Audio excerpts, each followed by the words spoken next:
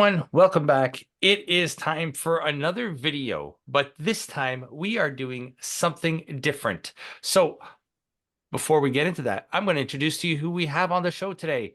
Campo.Reviews, the man who reviews movies, TV shows, wrestling, new channel, Campo.Reviews. Do you still have that one going? Yep, still going. Reviewing Still poo. going. Reviewing poo. And below me, back again. Haven't seen him in a long time. The Putty Man is back. So welcome back, Putty Yes, Man. I'm trying to work out for wrestling because I want to become He's gonna become a a face wrestler, of the it. revolting blob. The Yeah, revolting blob. yeah. You're supposed to pinch me when he was running out of There.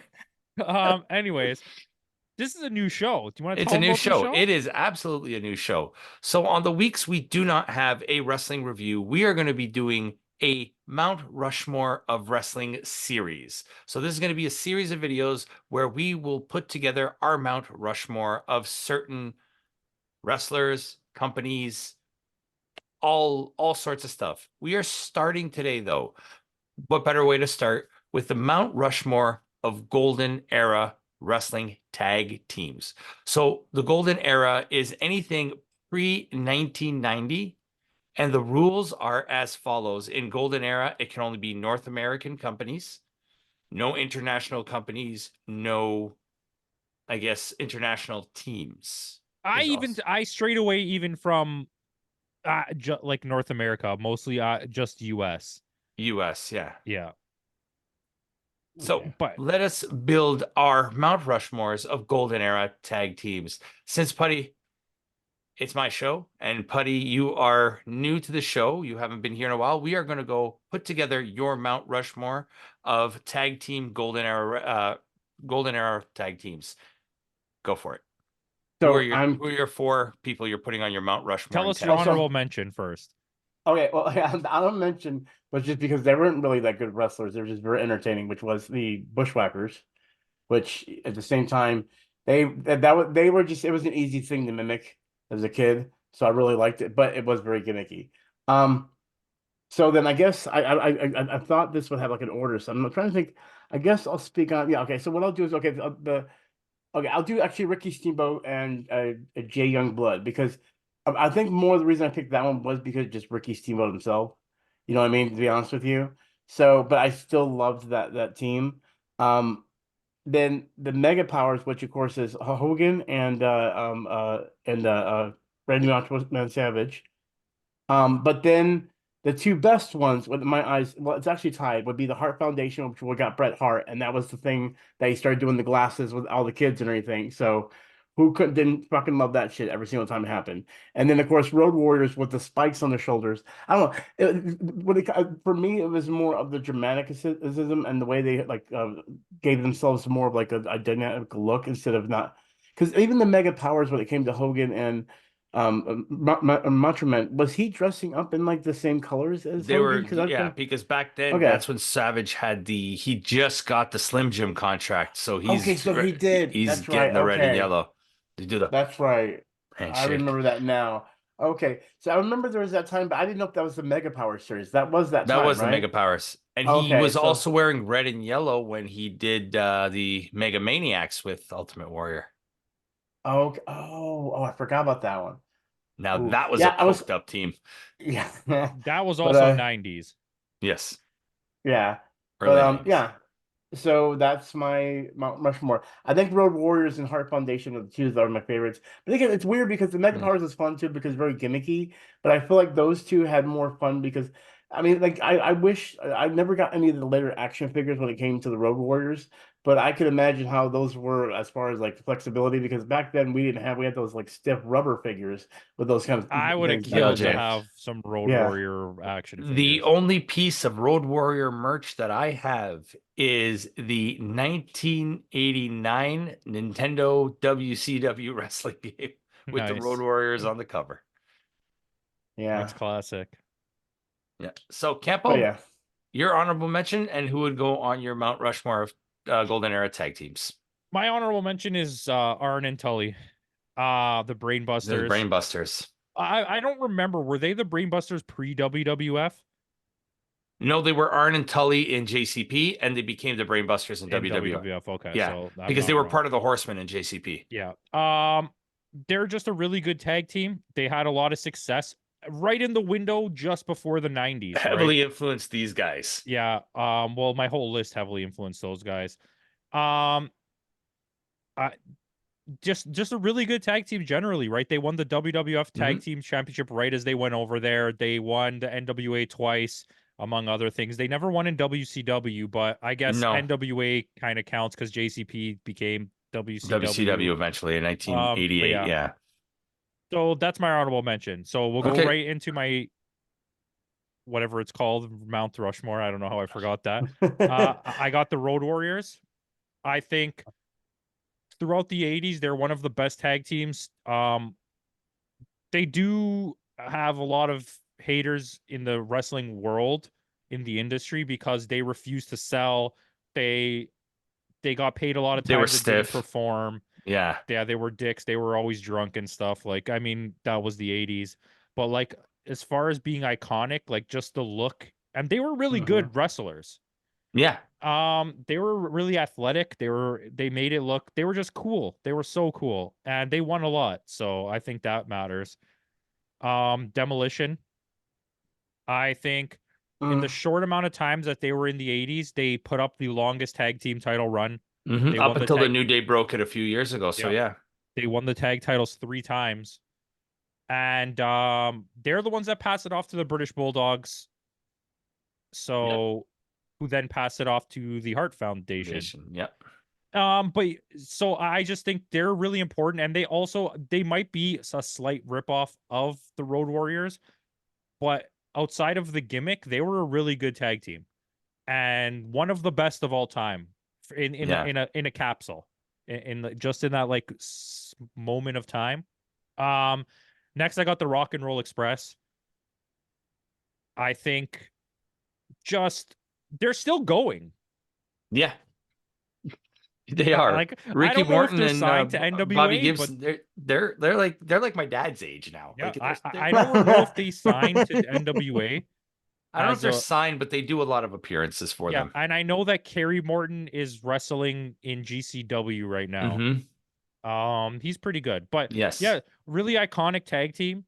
Without them, we don't get the new Rockers, or I mean, we don't get the Rockers. Rockers in The general, new yeah. Rockers, imagine With Leaf Cassidy. yeah, we don't get the Rockers. Nope. They inspired a whole generation. They're heavily a big influence on FTR and like a lot of the wrestlers that you see today and throughout the 90s and 2000s. And then Midnight Express. Two expresses on my list. Clearly like fast food. Midnight Express is just so they are the epitome of what a tag team is. Yeah, beautiful Bobby Eaton and I forgot the other guy's name, but yeah. That was good. But yeah, they're just like when you think of tag team, that's who they are. And their theme song is literally FTR's FTR's song. theme song, yeah. So I mean, and they did a lot of stuff back in the days. I don't remember if they were in Smoky Mountain. They were in Smoky Mountain. I think they did some AWA work They as well. did a lot of AWA, yeah. And like in the territories, they were iconic. And that's my list. Surprising, no Hart Foundation on your list. Nope. Not very good. Bret Hart is amazing. Is iconic.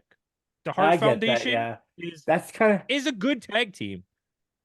If I was making a list of like top 10, they would be on my list. But like I don't think the Hart Foundation to me is important in the world of tag team wrestling. Does that make sense? Yeah, it does. It was very short lived. People would have them. Well, it wasn't even that it was short. It's just like when nobody points back at Bret Hart's career and is like, "That's why I became a wrestler because of the Hart Foundation." Yeah, you know what I mean. Yeah, interesting. Your list and my list are very similar. I would imagine so. With one little difference. So my honorable mention is the Iron Sheik and Nikolai Volkov. That's a good team. I almost put that on there. And they wrestled together all the way until they were old men. Whenever they needed a villain tag team, they were always there. They you may not have. Sorry, go. No, I'm saying they may not have won the championship runs, but they were always there to do the job for the good guys. You know what I mean? They were the final bosses of tag team for a long time. Yeah. So that is mine. So on my Mount Rushmore, same as you, I'm not putting the Hart Foundation on there either. I have same as you, Demolition. I have the Road Warriors because the Road Warriors meant a lot to tag team wrestling. We wouldn't have a Demolition if we didn't have a Road Warriors.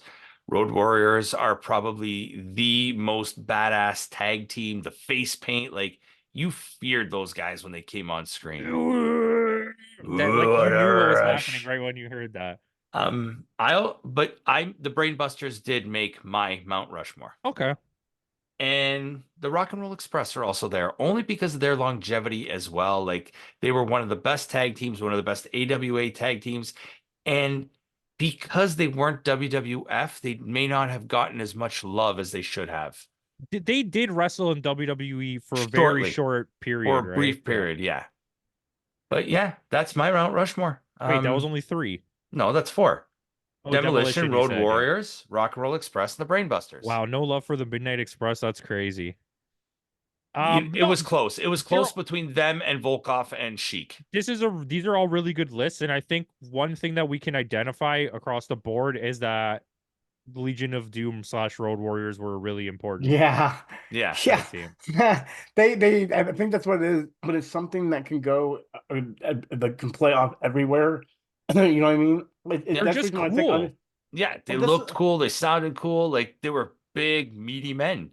They Think could of it just this beat way. the shit out of anybody. Legion, think of it this way: the Road Warriors were like basically the Undertaker before the Undertaker. Because the reason I say that for that is because the Undertaker it was that whole like cool scary feel to it. And I remember as a kid, Road Warriors like they're so scary, like they're gonna kick your ass and everything. And it was really cool as a kid. Well, I the feel like Road Undertaker did Warriors that. were based off the Road Warrior. And Yeah, I exactly. don't know if this is correct. I would assume you would know. But they changed the name to Legion of Doom because WWE couldn't sell figures and stuff with the name Road Warriors on Because it. there was Kenner had the licensing to the Okay, Road Warrior. That's what it was. Okay. I wasn't 100% sure. Yeah. So they couldn't, Okay. they didn't have the licensing right to the Road Warriors. So they had to change them to Legion of Doom. Okay. And Makes that's sense the reason. now. Makes sense. Honestly, I'm not upset at any of these lists. Yeah, they're all great. They're all And great. you know what? Your bushwhackers, okay? You manned up and put it on your honorable mentions. I would have put the mega powers on my honorable mentions. Yeah. But I think you doing that, it shows that growth as Putty as a character, where he's like, I know I really love them, but do they belong on a Mount Rushmore? The honorable mentions is like close enough, Yeah, that's the closest I'll ever get. But they are iconic. Yeah. Yeah. Which one? Bushwhacker Bill is still alive? Butch and I don't Luke. know. I haven't been paying attention. Oh It yeah, was Butch and I Luke. said Bill. I meant Bushwhack- Butch. He's the third bushwhacker. There was a third bushwhacker, wasn't there? There was a third member of Demolition, Crush. No, but didn't they try to replace one of the guys on Bushwhackers, and then the other guy said Maybe. no? I don't know. I don't remember. Anyways, that's Getting irrelevant. Timmy the intern to look it up right now. Oh, Timmy the intern, he's here. Timmy the intern is here. Yes. Filling dead air. Hi, I'm Putty.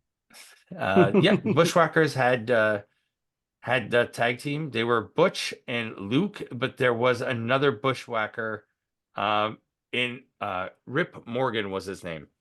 He Yeah, was like I was kinda when right. when Butch got hurt, he's the one who replaced them for a bit. No, there you go. And Butch is the one that's dead. Luke is still alive. There you go. Well, R.I.P. Carl Weathers. R.I.P. Yeah. Bushwhacker Luke. They're up there doing the Yeah. Carl Weathers, Carl well-known Weathers. Bushwhackers fan. Well, he did get his hand back. He did. Hey, don't be sad, Happy. I got my hand back. Okay. With that, guys, Oh, we're going to keep these videos short. We don't want to take too much of your time. So let us know what you think of this format, what you think of this series. Let us know in the comments down below. Make sure you like, comment, and share. Subscribe to the channel. Go follow these guys. Their information will be down in the description box below. Give them a follow. And with that out of the way, guys, in the words of Kenny Omega, goodbye and good night.